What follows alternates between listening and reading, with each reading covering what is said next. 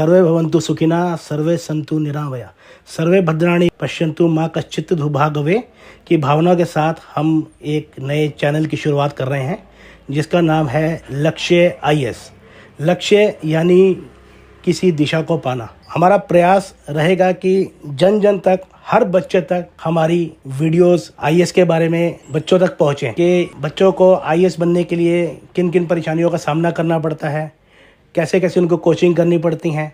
हमारा जो मेन लक्ष्य है वो है हिंदी ऑप्शनल, जिसको हम हिंदी साहित्य रूप में भी प्रकट करते हैं या बताते हैं। हमारा जो मेन उद्देश्य है वो ये है कि जन जन तक, जो खास करके जो हिंदी मीडियम के बच्चे हैं, जो मध्यम वर्ग के बच्चे हैं, जिनके पास गुण हैं और जो संभवतः बहुत अच्छी पढ़ाई करते हैं पर पैसा ना होने के कारण या किसी का कोई साधन ना होने के कारण वो इन सब सुविधाओं से वंचित रह जाते हैं। तो हमारा ये मेन उद्देश्य है कि हर बच्चे तक हिंदी, स्पेशली हिंदी मीडियम के जो छात्र हैं, जो हिंदी मीडियम के छात्र हैं, उनकी देखा जाता है कि उनकी इंग्लिश बहुत कमज़ोर होती है और प्रयास तो वो बहुत करते हैं लेकिन कहीं ना कहीं वो हिंदी को इंग्लिश में ट्रांसलेट करने में मार खा जाते हैं। जैसे आपने एक मूवी में देखा होगा कि एक एस्से आया था आईएएस के ऊपर के बारे में, तो उसने टूरिस्ट की जगह टेररिज्म के बारे में लिख दिया। तो यही हमारा मेन उद्देश्य है कि जो बच्चों का विश्लेषण है, जो हिंदी पे उनकी मात्रा की गलती करते हैं या टॉपिक की गलती करते हैं, वो उनको बताएं। सेम इसी वाइस वर्सा इंग्लिश में, क्योंकि तुरंत देखा गया है कि इंग्लिश के बच्चों में हिंदी की जो संभवता है वो बहुत कम पाई जाती है।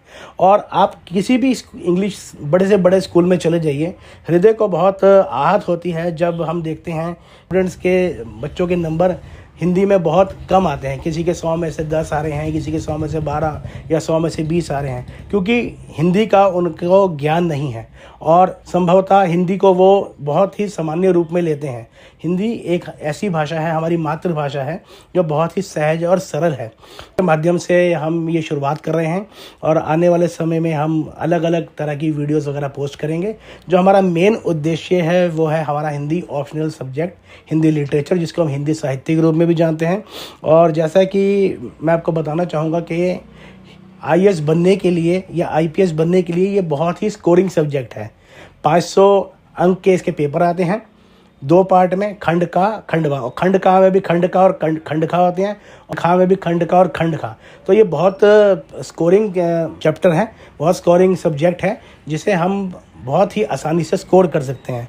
और इसमें प्रमुख रूप से जो किताबें हैं वो प्रेमचंद जी की गोदान, स्कंदगुप्त, निबंध निलय, मैला आंचल, आषाढ़ का एक दिन, कुरुक्षेत्र, ऐसी ऐसी इसमें किताबें हैं जिसका हम आपको विश्लेषण करके बताएंगे। एक बारीकियों से एक एक कवि के बारे में, एक एक गद्य के बारे में, एक एक पद्य के बारे में आपको संक्षिप्त रूप से जानकारी देंगे, बताएंगे।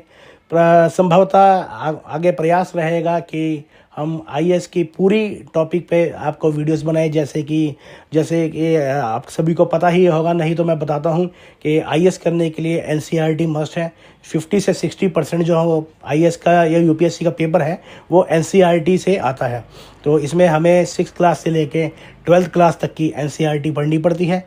और 2 पेपर जो इसमें शुरुआत होती है वो तो सीसेट और जीएस वगैरह से, इसके साथ साथ प्री मेंस, उसके बाद आपका इंटरव्यू। और देखो बच्चों, हर काम मुश्किल नहीं, हर काम आसान नहीं। अगर आप में पढ़ने की लगन है, पढ़ने की आस्था है, पढ़ने का शौक़ है, तो मैं आपको विश्वास दिलाता हूँ कि आप अपने जीवन में सदैव सफल रहेंगे। मेरा उद्देश्य पैसे कमाना नहीं है, मेरा उद्देश्य खाली ये है पढ़ाई को बढ़ावा देना। मेरे हिसाब से मेरा मानना तो ये है कि ज्ञान बांटने से बढ़ता है। और आजकल के माहौल में क्या हो रखा है कि पढ़ाई को लोगों ने व्यापार बना रखा है। तो मेरे हिसाब से पढ़ाई व्यापार नहीं है, एक ज्ञान है, और ज्ञान को आप जितना बांटोगे उतना ही आपको उसका फल मिलेगा। समय समय पर हम आप इस चैनल के माध्यम से हिंदी मीडियम के छात्र हैं, उनके लिए इंग्लिश के शब्दों में कठिनाइयाँ होती हैं, उनको उसका निस्तारण करेंगे, उसका बताएंगे कि ये शब्द कैसे हैं, ये शब्द कैसे हैं। और जो इंग्लिश के छात्र हैं, जिनको हिंदी में प्रॉब्लम है या जिनको हिंदी के शब्द जैसे संभवतः हम ये बोल देंगे आपका व्हाट इज़ कॉन्स्टिट्यूशन, कॉन्स्टिट्यूशन क्या है। तो मेरे ख्याल से अगर हिंदी में किसी इंग्लिश के बच्चे को बोलूँ कि व्हाट इज़ कॉन्स्टिट्यूशन, तो वो शायद इसका जवाब ना दे पाए, वो कुछ भी बोल देगा, कहीं दे दें या ना दिया हुआ है। कॉन्स्टिट्यूशन का जैसे संविधान बोलते हैं, प्रियम्बल हो गया, देश का राष्ट्रपति हो गया, राष्ट्रपति के बारे में, जीके के बारे में, तो संभवतः सारी ही हम इसमें प्रयास करेंगे, छोटी से छोटी त्रुटि भी आपकी इसमें हम सॉल्व करें। तो इसका जो बैचेस हैं वो हम ऑफलाइन के माध्यम में तो खाली देहरादून में खोलेंगे और ऑनलाइन के माध्यम से संपूर्ण भारत में इसका प्रकाश करेंगे।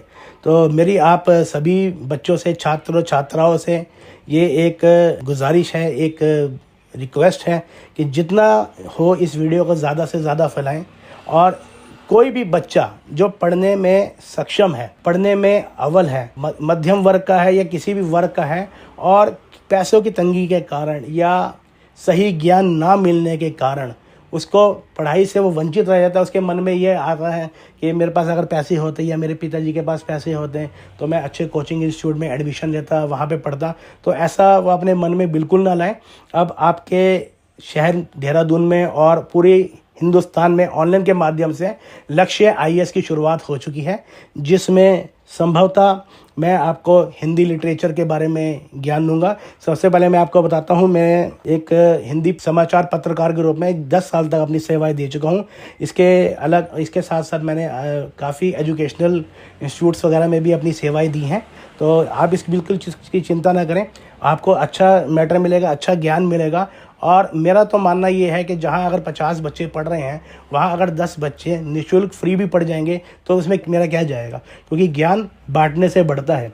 मेरे हिसाब से विद्या तो जितनी बांटो, माँ सरस्वती का ज्ञान है, माँ सरस्वती का भंडार है, उतनी विद्या आपको बढ़ती है। और अगर हम किसी बच्चे का विद्या में भला करेंगे तो अवश्य ही वो हमारे को पुण्य देगा। तो मेरी आप सभी बच्चों से, छात्रों से या जिन तक ये वीडियो पहुंच रही है कि अधिक से अधिक इस वीडियो को शेयर करें, हर बच्चे तक, हर जन तक, हिंदुस्तान के कोने कोने तक ये वीडियो जाए, जिससे हमें भी प्रोत्साहन मिले और हम हिंदी लिटरेचर में, हिंदी साहित्य में अलग अलग टॉपिक की, अलग अलग गद्य की, पद्य की, उपन्यास, भाषा शैली के बारे में आपको अवगत करा सकें। हर टॉपिक को विस्तार पूर्वक आपको बता सकें। बच्चों देखो, हिंदी मीडियम के छात्रों से मैं खासकर कहना चाहूँगा कि अक्सर देखा जाता है हिंदी मीडियम का जो छात्र है वो इंग्लिश में मार खा जाता है, और इंग्लिश मीडियम का जो छात्र है वो हिंदी में मार खा जाता है। लेकिन अब आपको घबराने की ज़रूरत नहीं है, दोनों के लिए वाइस वर्सा हम चलेंगे।